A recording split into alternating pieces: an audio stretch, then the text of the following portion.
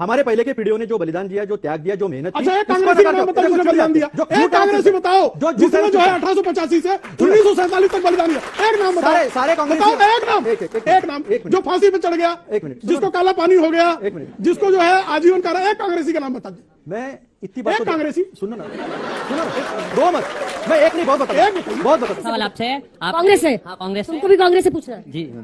कि आपने अभी बोला कि अगर हमें ईडी और सीबीआई दे दो तो सारी बीजेपी हम कांग्रेस में मिला लेंगे। तो पिछले 70 साल में आपके पास थी, तब आपने पूरी बीजेपी क्यों नहीं मिला ली कांग्रेस? ये सही बात है, क्योंकि हमने लोकतंत्र दिया 70 साल में। अभी तो पूछे हो। हमने गलत इस्तेमाल करके लोगों को तकलीफ नहीं दी, विपक्ष को, और ये खुद ही मान रहे, और आपने खुद ही मान लिया कि 70 साल में हमने गलत इस्तेमाल नहीं किया, और ये इन्होंने किया, ये मान रहे। इन्होंने इनकम टैक्स सीबीआई का इस्तेमाल किया, ये मान रहे। ये है कि आप ये कहते हो हम इतनी नीतियां लेंगे, विधवा पेंशन लाएंगे, तो सर जो 2014 से पहले कहाँ गई थी आपकी नीतियां? थी ना भाई, इतना विकास कैसे हुआ?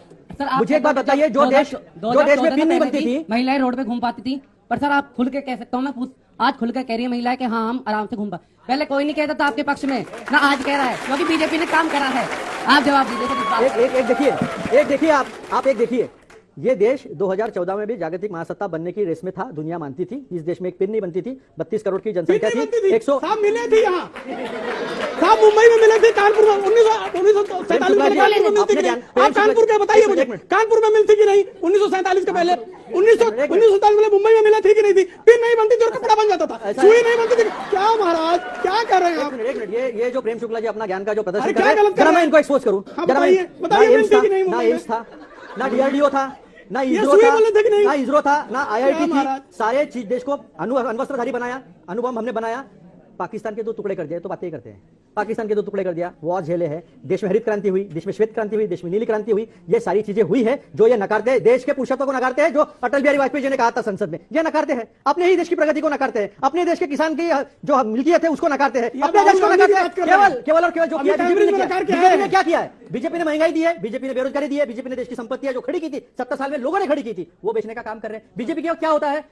प्रधानमंत्री के साथ जाते हैं नीरव मोदी डॉस में, वहां से फैमिली के साथ भाग जाते हैं। तो मल्ला जी जो है कान में बात करते हैं पार्लियामेंट में, वहां से भाग जाते हैं नो सूटकेस लेके। तो ये अंतर जो है ना स्पष्ट दिखता है। अपना ज्ञान का प्रदर्शन मत कीजिए। कई बार ऐसा लगता है जनता जो है वो बढ़ चढ़कर मोदी को डिफेंड करती है। 24 के वर्सेस में क्या बीजेपी या कांग्रेस काम नहीं कर रहा है, ये बच्चे अपने मन की जो बात जो उनके अंदर भावना है उसका प्रदर्शन कर रहे हैं। हाँ, वही। वो भावना किसी के लिए भी हो सकती है। जाहिर है मोदी जी का कनेक्ट जो है नौजवानों के साथ ज्यादा है, वो कनेक्ट है, और उस कनेक्ट को लेकर के बच्चे अगर रिएक्ट कर रहे हैं तो ये इनका अपनी समझदारी है। लेकिन ये जरूर है कि 70 साल में ऐसा भी नहीं है कि देश में कुछ नहीं हुआ, और ऐसा भी नहीं है कि देश में सब कुछ हुआ।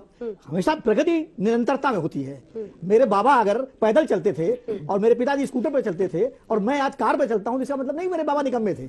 मतलब ये था जो पैदल चलने से लेकर कार तक की जो यात्रा है वो कंटिन्यूटी की यात्रा है। ये इस पर जवाब देना चाहिए। नरेंद्र मोदी तक हर प्रधानमंत्री ने इस देश को दिया है, और इसीलिए किसी के योगदान को नकारना, चाहे वर्तमान का हो चाहे पुराना हो, वो ठीक नहीं है।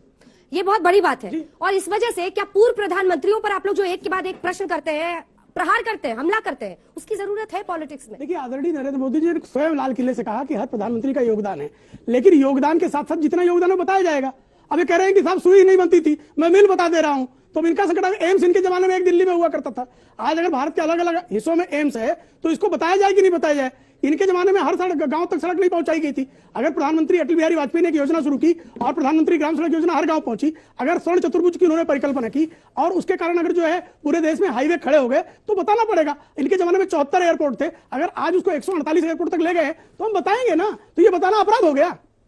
हम बता रहे हैं अपनी उपलब्धियां, ये गिनाए अपनी उपलब्धियां। मैं अभी दिखाता हूं, prevention of money laundering act 2002, उसको नोटिफाई किया गया था 2005 में। चलिए, नोटिफाई तो हुआ था कि नहीं? अरे यार सुनो ना, क्यों झूठ बोलते हो? अटल बिहारी वाजपेयी जी ने किया था और फिर झूठ सामने निकला था ना। अभी सुनो, पीएमएलए इनका कहना है कि 1947 में जन्म लेते बराबर बच्चे को ग्रेजुएट की डिग्री हाथ में दे देनी चाहिए थी, वो भी एंटायर पॉलिटिकल साइंस की।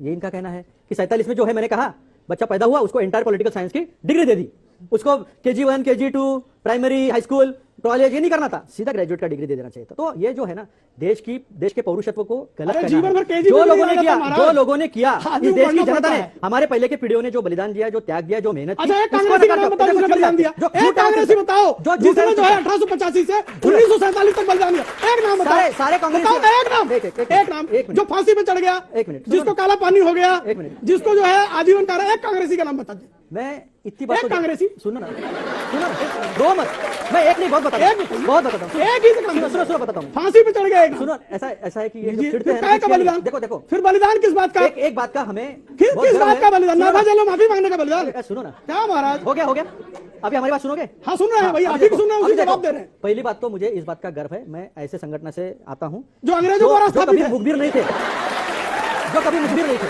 जो अंग्रेजों द्वारा संचालित थी। जो कभी अंग्रेजों की मुखबिरी नहीं की है, अंग्रेजों जिन्होंने द्वारा कभी अंग्रेजों स्थापित जो की मुखबिर पेंशन नहीं खाई। थे। मैं ऐसे कितने लोग दिखा देता हूँ जो वंदे मातरम और भारत माता कहते जेल में चलेगा, इनका एक आदमी जेल में नहीं गया। पंडित जवाहरलाल नेहरू सारे 9 साल जेल में रहे, महात्मा गांधी 15 साल जेल में रहे, अब वल्लभ भाई पटेल जेल में रहे, सब लोग जेल में गए, सब लोग जेल में गए, लेकिन इनके लोग मुखबिरी करके पेंशन लेकर रहते रहे और स्वाधीनता संग्राम के खिलाफ रहे और देश का विभाजन करने में इन्होंने जो भूमिका निभाई है आज बता नहीं पाते। बताओ कब वंदे मातरम बोला था आपने? हमेशा। 1947 से पहले। पहले अरे हमेशा छोड़ो, बोला। इन्होंने हमेशा कहा बोला। था, हमेशा इन्होंने बोला है। गोलवलकर गुरुजी ने कहा था हमेशा कि बोला है। स्वाधीनता संग्राम में ब्रिटिश और अंग्रेजों के खिलाफ मत लड़ो, क्योंकि हमें यहाँ पर मुसलमान और जो क्रिश्चियन है उनके खिलाफ लड़ना है। इन्होंने सावरकर ने कहा था कि आजाद हिंद सेना के खिलाफ बरतानिया मिलिट्री में शामिल हो जाओ, क्योंकि हमें उनके साथ लड़ना है, अंग्रेजों के साथ नहीं लड़ना। ये लिखी हुई चीजें। इन्होंने देश के तिरंगा को विरोध लेकिन किया है, फिर भी- ऑर्गेनाइजर में है। इन्होंने देश के संविधान जब लागू किया उसको काला दिन बनाया, वो भी 5 झंडे में है, कम्युनिस्टों की बात है। ऑर्गेनाइजर में। आप पढ़े तो ये लिखे जो नहीं हैं। देश के जिन्होंने गद्दारी की, मुखबिरी की, वो हमें नहीं पता।